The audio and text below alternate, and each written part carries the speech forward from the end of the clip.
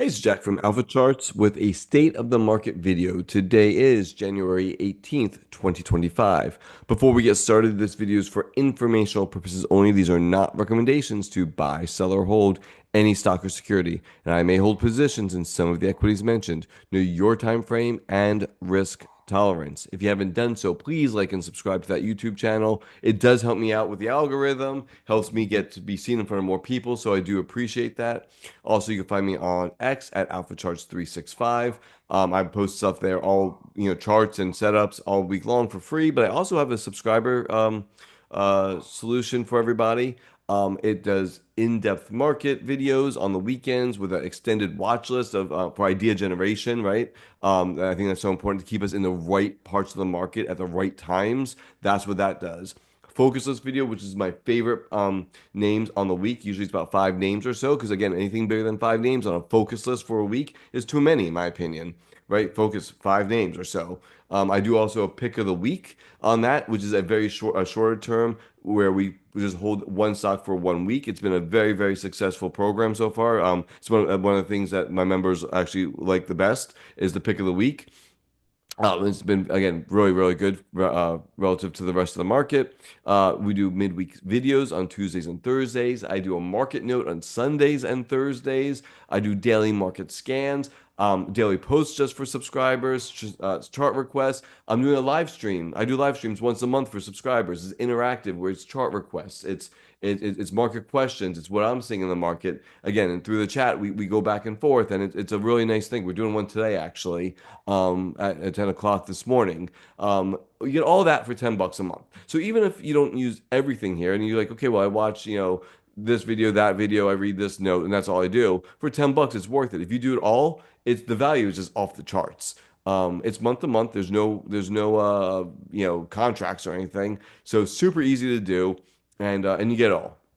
$10 a month. That's it. Basically one, Chipotle meal, and that's what we got, a Chick-fil-A meal. That's what this costs a month. Um, just click that subscribe button. It's super, super inexpensive, and I think the value you're gonna get, great for people that work full time, that are new to trading, that just want an extra, pair of eyes on the market, that really give this the honest and upfront uh, ideas. That's it, right? If you're not on X, you're on just YouTube only. You click the join button there, you get all the same video content. In the community part, that's where I put the link for members only for the live streams, and also I do the chart setups in the community tab. So if you're if you're looking for where that's at and you're a YouTube member, that's where you go, right there in the community tab. But click join right there, $10 a month, same thing. Um, and it's totally worth it. So I know not everyone's on X. That's why you would join the YouTube version. If you're on X, you would join the X version. That's it. Let's get into these charts. All right. So SPY. So we had this topping pattern that, again, we've been cautious since December 12th. At least me and my members have been cautious since December 12th, which was right in here. That's right where we kind of started to get cautious. Um, and we were rightfully so. We avoided, sidestepped most of this, right? Not saying we went straight to cash here, but we sidestepped most of this, which means we protected our mental and our physical capital, right? Um, and then this day happened, and that was interesting this day, right? So this was that upside reversal, which we really liked, and it started to get us a little bit more interested. This gap day was again more interesting. This all happened this week, right? And then we got back above the 50-day and above this trend line. And I think that's a really big spot. And I think that's our new, kind of line in the sand. Definitely, this 589-ish area. And really, you don't want to see this come back in. Now, it was a little bit of an indecision candle here, right? But it was still a gap up and it held the gap. That being said, and above the 50-day on good volume, even though it's options expiration, we do have a 3-day weekend in the US coming up here. We have a presidential transition on Monday here in the US, right? Biden goes to Trump on Monday. And yeah, and so there's a lot going on there. Are we out of the woods yet? My answer to that is no, but we have significant improvement. And that's where progressive exposure comes into play. Like we've been, I've been, I can't say we, I've been, and I've been talking to my members about progressive exposure all in here, about adding slowly and surely. So, and if you're in the best names, which we're in pretty good names, then even if you're not fully invested, you're only half invested or so, you're still keeping up or even outperforming the market. And then as things, set up more and move higher, and that's kind of, what I would expect, maybe, a little sideways or consolidation here, maybe a little pullback here, and then a breakout. Don't know if that happens over a day, 2 days, 5 days, who knows? Um, the expectations move higher here, and you just add as you get more and more setups, and you progressively and expose yourself to the market, right? Hence the name, definition of the name, and things then move higher. That's the expectation at this point going forward, I think. Let's go into RSP. By the way, on the week, it was a beautiful, look at that bar on the week, man.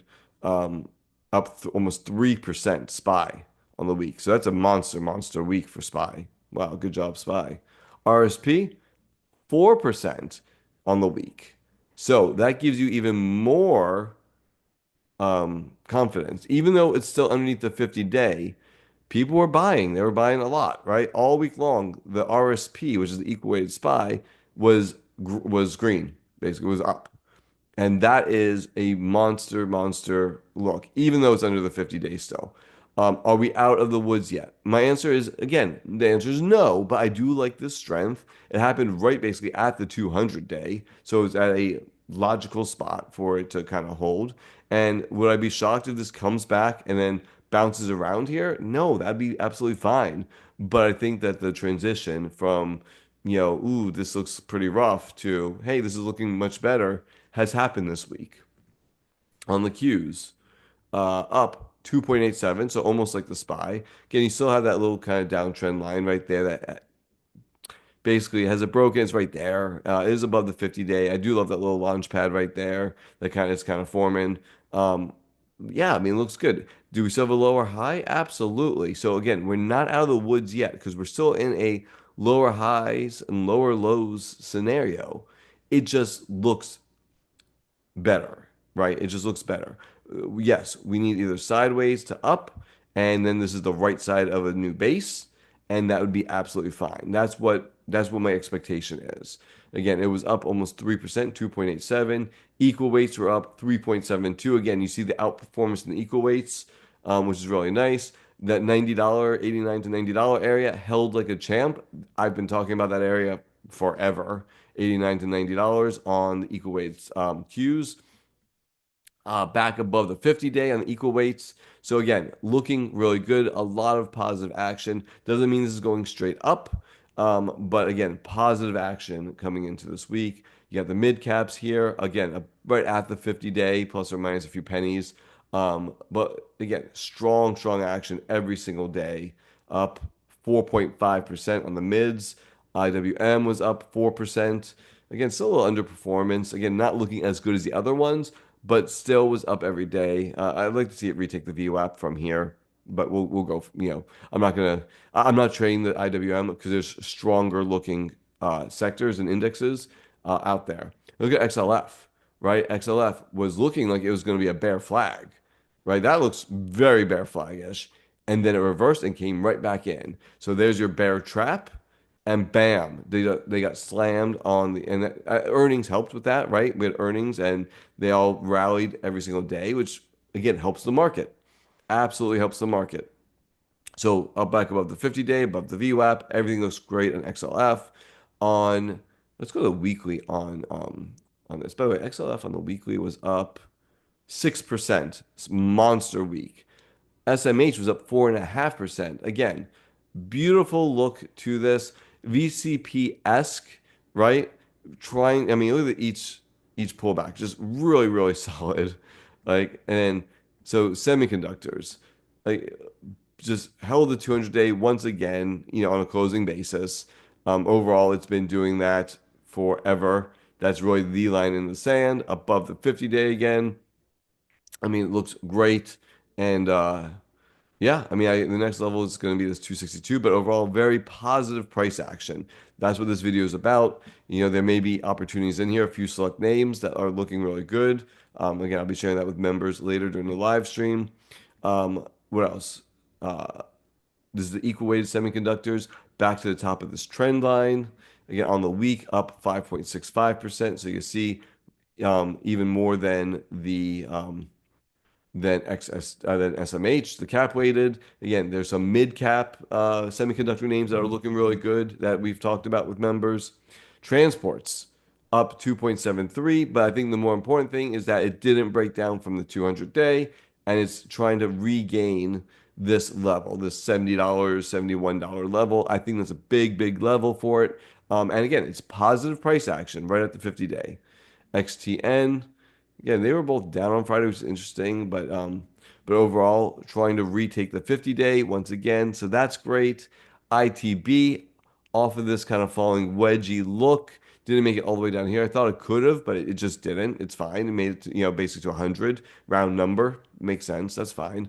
And it was up 8.5%. And I guess that's because rates, if you look at rates, 10-year yield, they fell last week quite a bit, and that really helps out the housing market in general. XHB, same idea, up 8.13%. Again, similar idea, but right to the 200-day. We'll see what happens here. ITB also kind of coming into the 200-day. We are going to get that cross. I'm not a big crossy type person, but I do pay attention when it happens. It does show maybe a change in trend, especially with the 200-day starting to decline. We'll see what can happen here. And I added one more to this, MAGS. So MAGS is we go in here, Microsoft, Meta, Google, Amazon, Nvidia, Apple, Tesla. Not quite equal weighted, but Tesla's kind of the underweight in there. But that is an interesting one. It kind of shows where the mega cap leaders are, and you see that to me, it's a beautiful flag. And if this starts to move higher, the market can really, really rip. So again, positive price action across the board this week. There's really not much more to say about that. Now the expectation, are we out of the woods? My answer is I don't think we're out of the woods yet, but I think we could see, daylight, morning light coming from this choppy period. And markets go through choppy periods. Like that's totally normal, right? Totally normal to go through a choppy period. So yeah, I think that everything is setting up nicely for continuation. Uh, maybe sideways movement or a little flaggy type action, maybe a little shakeout next week with all the stuff going on. But we are set back up for maybe continuation higher. That is now the new expectation, right? So knowing that, we'll know whether we have expectation breakers or not and all the other stuff. But overall, yeah, not too bad. If you haven't done so, at Alphacharts 365, click on that subscribe button. You won't be disappointed. Y'all have a great day.